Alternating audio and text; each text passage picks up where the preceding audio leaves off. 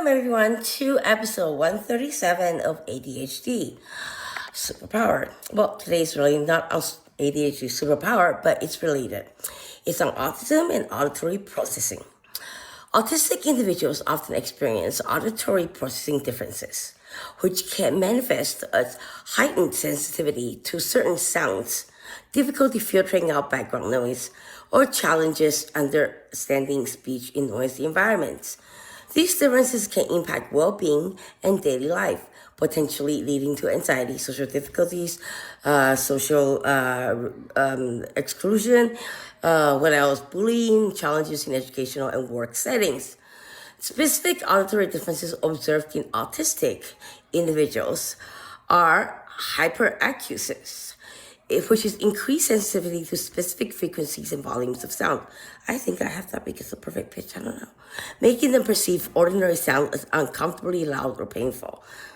Okay, no, I don't have that. Difficulty filtering out background noise. Challenges understanding speech in noisy environments. Potential for enhanced auditory perception. Some autistic individuals may have heightened sensitivity to subtle auditory details, potentially leading to advantages. Hear that?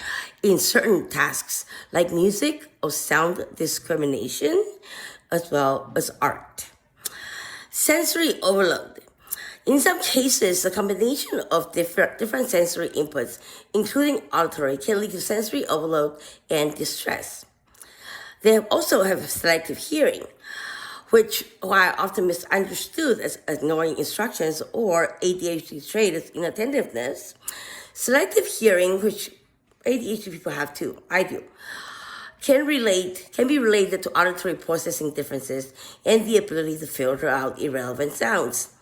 So the impact on auditory differences are social difficulties, social anxiety, regular normal anxiety and stress, learning challenges if you don't have the right counselor, educational counselor, or the parents don't understand the kid at all. Sometimes, like my first autistic video that I've ever watched, I didn't even know.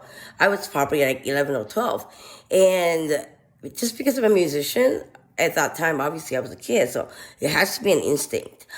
So I was watching it, and it was a guy about, I think, 9 or 11 years old, and he was wearing a black t-shirt. The counselor was behind him. The mother was talking to the counselor. He just started playing, and his mother and counselor kept on talking instead of listening to him. They kept on talking, saying, well, how can we get him to talk? How can we get him to do this? How can we get him to do that? I mean, come on. Give me a break. Let the fucking kid play the piano. He played it beautifully. So as a musician, I didn't know what autistic was. And I was still in Taiwan. But, when I learned what autism is, I finally realized, wow, my instinct was correct. So, anyways, coping strategy and support.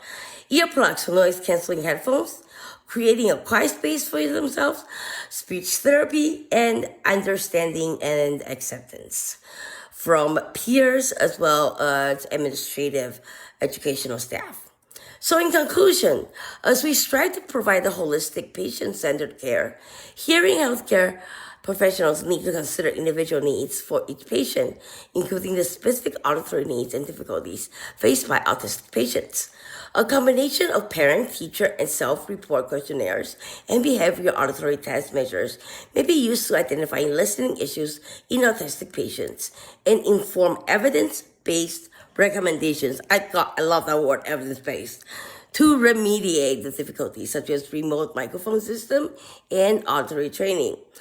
Thank you very much, guys, and see you next episode.